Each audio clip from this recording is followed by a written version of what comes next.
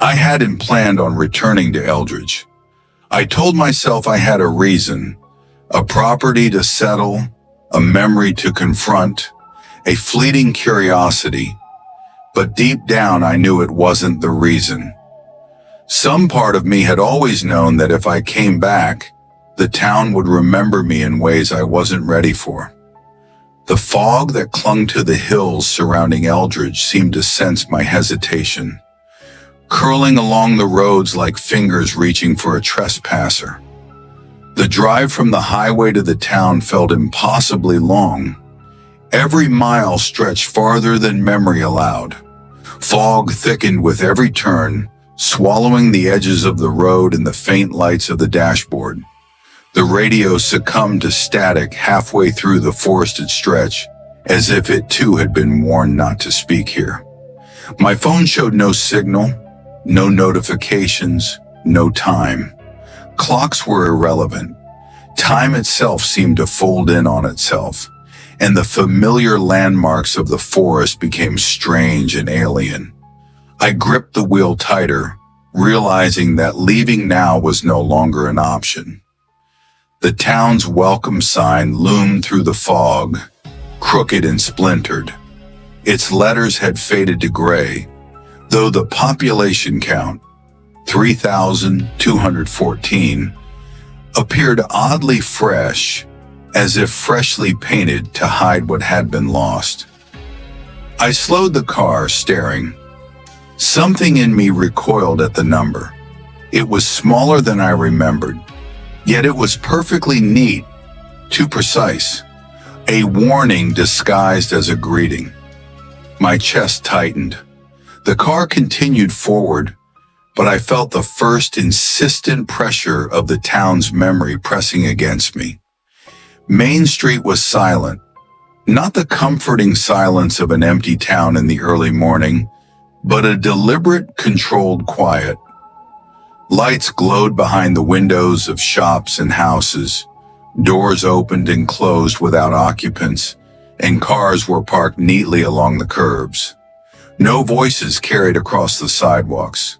No laughter, no children, no movement except the faint swaying of a windless branch.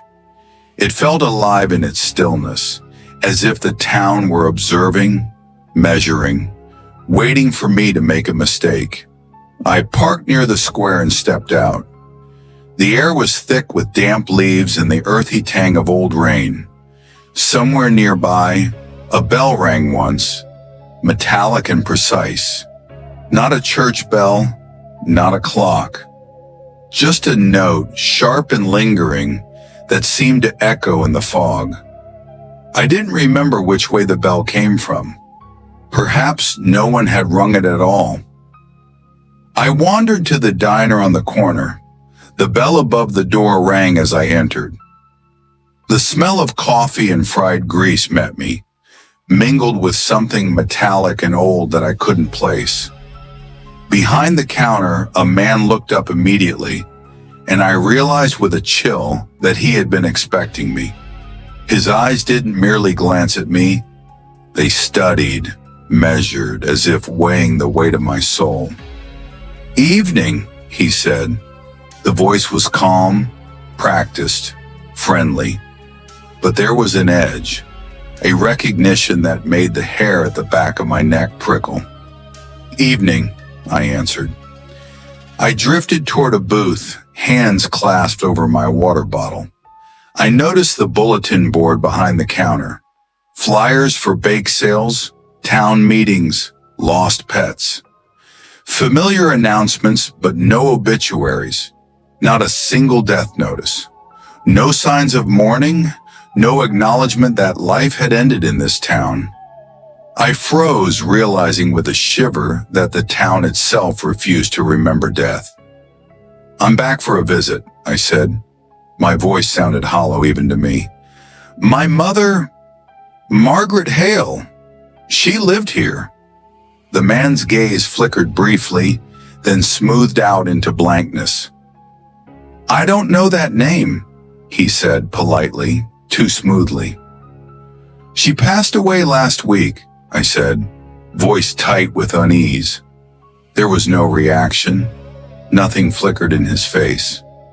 After a pause that felt like a heartbeat stretched into eternity, he said, "I'm sorry for your loss.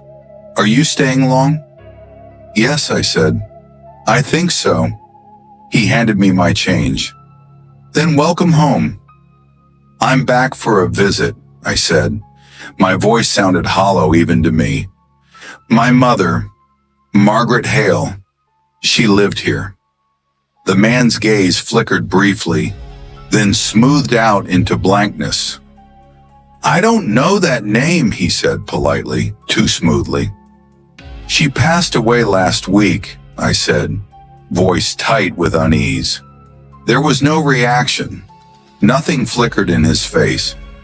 After a pause that felt like a heartbeat stretched into eternity, he said, "I'm sorry for your loss. Are you staying long?" "Yes," I said. "I think so." He handed me my change. "Then welcome home." I left without looking back, but I noticed him moving something behind the counter. A slip of paper, thin and white, carefully folded and hidden out of sight. I didn't want to look. I didn't want to know. But something told me I had already been marked. The drive to my mother's house was short, yet the fog thickened, tendrils brushing the car like fingers. The house appeared smaller than I remembered. Time had compressed it, made it too intimate, too familiar. The porch light was off. I unlocked the door. Inside, the air was stale, untouched. Her coat still hung by the door. Shoes were perfectly lined beneath it. The furniture sat exactly as it had for years. Nothing disturbed. Everything in place, yet wrong. Something felt off, as though it had waited for me. On the walls, photographs chronicled family events. Birthdays, holidays, graduations.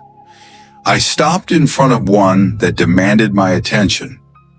My mother stood alone in the living room, smiling at the camera. My mind told me there should have been others in the picture, faces of people who had once been present. I couldn't remember who. Memory blurred in Eldridge, or perhaps the town had taken it. I searched drawers and cabinets for signs of her passing, hospital paperwork, funeral notices, cards from neighbors. There was nothing. Only her calendar pinned in the kitchen. One day was circled in red ink, with a single word written inside. Remember. No year. No month. Just that command. I sat at the table staring at the word until my head ached. The quiet of the house was oppressive. Not empty, but aware. Something was watching, holding its breath. My own heartbeat sounded too loud. Every thought I had felt heavy, measured, and judged.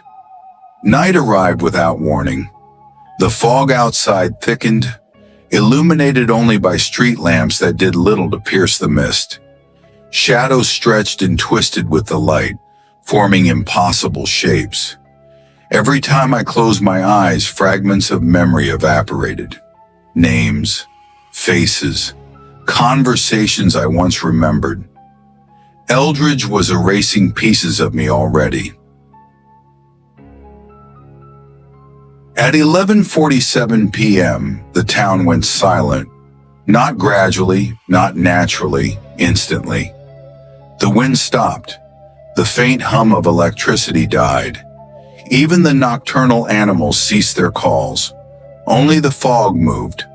My chest tightened as I realized the magnitude of the silence. I found myself drawn outside. I don't remember deciding to go, only that my feet carried me to the edge of my mother's yard. A single window glowed faintly across the street. A figure moved behind the curtain, tall, motionless, watching. The light went out. Silence returned, but not the same. Subtle whispering sounds circled the air. A name, my name, was breathed, soft and cold, against my ear. I stumbled back inside and locked the door. My thoughts raced. This was not a trick. This was not imagination. Eldridge remembered its dead, but not in ways that were comforting or kind. It remembered them deliberately, systematically, and sometimes cruelly. My return had triggered something. I had crossed a line that could not be undone. Sleep was impossible. Every creak of the floorboards, every groan of the walls, sounded like the careful steps of a watcher. Shadows seemed to stretch toward me, reaching into corners of the room that should have been dark. And then I noticed the subtle distortion. The walls didn't feel quite parallel. The ceiling seemed lower than it should have. The house, once familiar, was bending, reshaping itself to contain me. By morning, I realized the truth. The town did not forget the dead by accident. It was a living entity, a consciousness that chose who could remain and who would be erased. Death in Eldridge was temporary in ways the world outside could not comprehend. And the town, ancient and patient, had already begun to erase pieces of my life, my memories, my history, my identity. It was waiting, watching, calculating. By noon, I saw it in small details. Shops that had appeared familiar shifted slightly when I glanced away. Photographs in windows changed. Faces in frames blurred. People walked the streets, but I could not see them clearly. They were shadows of memories, almost human, but incomplete. The living and the dead overlapped here, and the dead were winning, slowly, deliberately. By evening, I understood that my presence had reawakened the town's memory. Eldridge was not merely a town, it was a custodian of the dead, erasing names, faces, and histories as it deemed necessary. Those it chose to forget vanished completely. And as I stood on the porch of my mother's house, listening to the whispers of fog and wind, I felt it. The town had begun to mark me. My name, my existence, my memories. It was deciding whether I would be remembered or erased. And deep inside, I knew one thing with terrifying certainty. I could never leave again.